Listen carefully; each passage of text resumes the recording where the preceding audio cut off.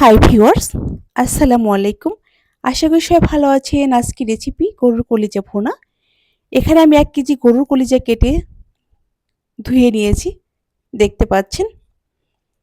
মাংসের সব উপকরণগুলো দিয়ে দিব। ২ টা কাঠ মশলা, ২ টা কালো এলাচ, ৪-৫ টা সাদা এলাচ নিয়েছি, আমি দিয়ে দিচ্ছি।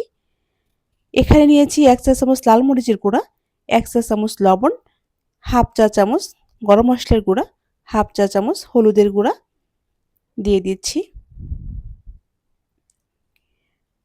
আর এখানে নিয়েছি ১ চা চামচ রসুন পেস্ট, ১ চা চামচ জিরা পেস্ট আর ১.৫ চা চামচ আদা পেস্ট।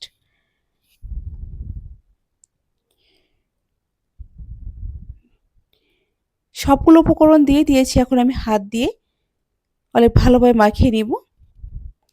উপকরণগুলো কলিজার সাথে যেন ভালোভাবে মিক্সড হয়, আমি ভালোভাবে মাখিয়ে নিব। অবশ্যই ভালোভাবে মাখানোর চেষ্টা করবেন। আমি কিন্তু অনেক সুন্দর করে মিক্সড করে নিচ্ছি।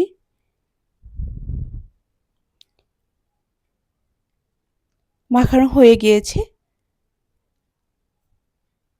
আমি এখন রান্না করার জন্য চুলাতে কড়াই দিয়ে দিব। চুলাতে কড়াই দিয়ে দিয়েছি, কড়াই গরম হয়ে গিয়েছে। আমি পরিমাণ মতো সয়াবিন তেল দিয়ে দিচ্ছি। দিয়ে দিচ্ছি পরিমাণ মতো পেঁয়াজ আর পরিমাণ মতো কিছু কাঁচা মরিচ। দিয়ে দিব ২ টা তেজপাতা। একটু নেড়েচেড়ে দেব।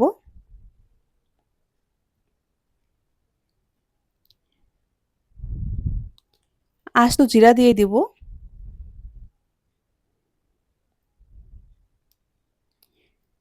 সবগুলো ব্রাউন কালার করে ভেজে নিব। তারপর ব্রাউন কালার হয়ে আসলে কলিজাটা দিয়ে দিচ্ছি।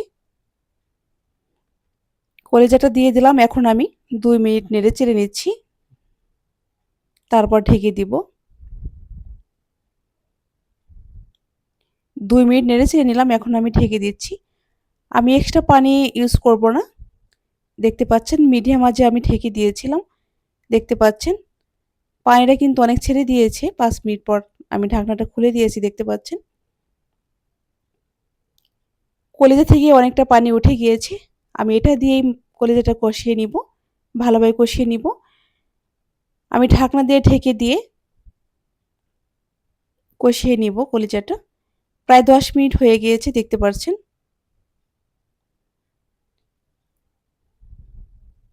অবশ্যই মিডিয়াম আঁচে কষাবো। হাই হিটে দিলে পানি শুকিয়ে যাবে, কষানো হবে না। প্লাস টেস্টটাও ভালো আসবে না। সেক্ষেত্রে অবশ্যই মিডিয়াম আঁচে আমি কষিয়ে নিব। আমার কিন্তু অলরেডি ১০ মিনিট হয়ে গিয়েছে।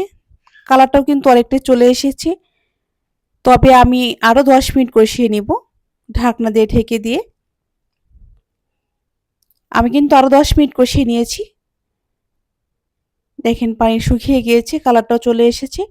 আমি ঢাকনা খুলে দিয়ে আরও ২ মিনিট কষিয়ে নিব কালারটা ভালো আসার জন্য।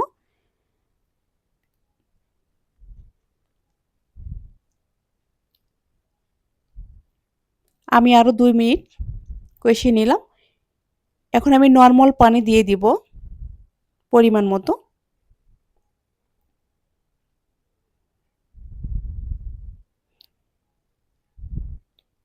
নরমাল পানি আমি পরিমাণ মতো দিয়ে দিলাম।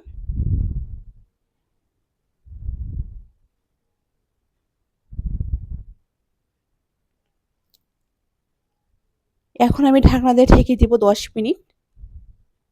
১০ মিনিট পর আমি আসব। ১০ মিনিট পর চলে এসেছি। দেখতে পাচ্ছেন পানি কিন্তু অনেক শুকিয়ে গিয়েছে। ঝোলটা কিন্তু গাঢ় হয়ে গিয়েছে। আমি চুলাটা অফ করে দিয়েছি। আমি ঝোলটা এভাবে রাখবো, তাই আমি চুলাটা অফ করে দিয়েছি। এগুলো উঠিয়ে নিচ্ছি।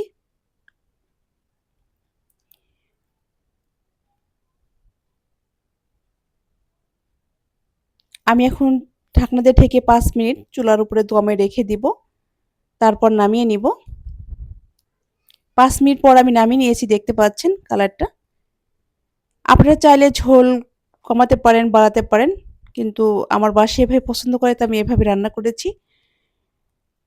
এই ছিল আমার আজকের রেসিপি। ভালো লাগলে লাইক, কমেন্ট, শেয়ার করে পাশে থাকবেন। নেক্সট কোনো ভিডিও নিয়ে দেখা হবে। ভালো থাকবেন, সুস্থ থাকবেন। আল্লাহ হাফেজ।